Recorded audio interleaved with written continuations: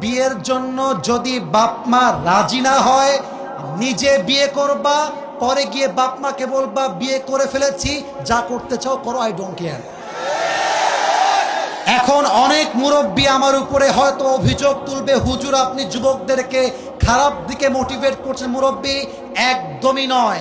আমি মনে করি জেনার চাইতে 1000 গুণ বেশি উত্তম সেই বাপ মাকে অমান্য করে বিয়ে করা, যে বাপ মা সন্তানের চরিত্র নষ্ট হচ্ছে দেখেও বিয়ে দিতে চায় না।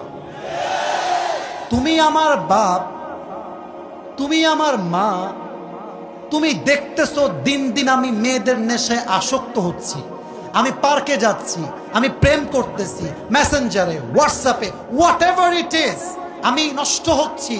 তুমি মা হয়ে যদি আমার দায়িত্ব নিয়ে না বোঝো, বাপ যদি আমাকে না বোঝে, কাউকে দরকার নাই, আমি নামকে নিয়ে বিয়ে করে ফেলবো যুবক ভাইরা। এটা বাধ্য হয়ে বললাম। কেন বললাম? আজকালকার সমাজে প্রেম করা সহজ, বিয়ে করা কঠিন হয়ে গিয়েছে। যখন বিয়ে করতে যাবেন বলবে না যে বাবা তুমি কি নামাজ কালাম পড়ো, আগেই একটাই প্রশ্ন, तुम पैसे कितने कमाते हो पहले मुझे ये बताओ। একজন যুবক কামাই করে 15,000 টাকা, তাগড়া যুবক, আব্বা বলে আরেকজন 50,000 টাকা বেতন, মাথায় চুল টুল কিছু নাই, টাকলা। আরে এটাই দরকার আমার যুবক ভাই, আছে না নাই? এক বাপকে যুবক বলছে, আব্বা জান এই মেয়েটাকে কার সঙ্গে বিয়ে দিলেন, इसके सर पे तो बाल नहीं है। तो अब्बा बोलছে बेटा सर पे बाल नहीं है तो क्या हुआ, जेब में माल तो है ना।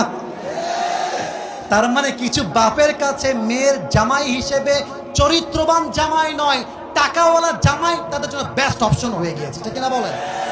তো যুবকের জন্য প্রথম কথা, বাবা আগে বাবা মাকে বোঝাও। আমার মনে হয় যুবকদের জীবনের সবচাইতে বড় দুঃখের বিষয়, বিয়ে করতে চাই, বিয়ে করতে পারি না, বাপ মা খালি কয় নিজের পায়ে দাঁড়িয়ে বিয়ে করতে হবে।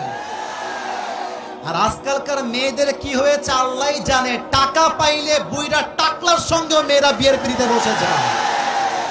তবে আমি একটা কথা স্পষ্ট ডিক্লেয়ার দিয়ে বলতে চাই, টাকা দেখে বিয়ে করবেন, টাকা পাবেন, বাড়ি পাবেন, গাড়ি পাবেন, ওয়াল্লাহি আল্লাহর কসম করে বলছি মনের শান্তি আপনি কোথাও খুঁজে পাবেন না।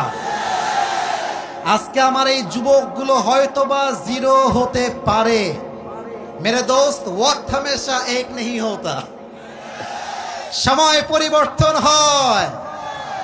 আজকে যেই টাকলার হাত ধরে টাকা দেখে বিয়ে করছো, আজকের যেই যুবকটা জিরো হয়ে আছে, আগামীতে এমন একটা সময় আসবে ওই যুবকটা অফিসের বস হবে, টাকলা তার স্টাফ হয়ে কাজ করবে যুবক। অতএব যেই মেয়েরা টাকার পাগল, সবাইকে একটা কথা বলতে চাই, টাকা দিয়ে সুখ খুঁজে পাওয়া যায় না। একজন যুবক যদি চরিত্রবান হয়, আদর্শবান হয়, তার সঙ্গে দুনিয়া জান্নাতের জীবন পাওয়া যায়।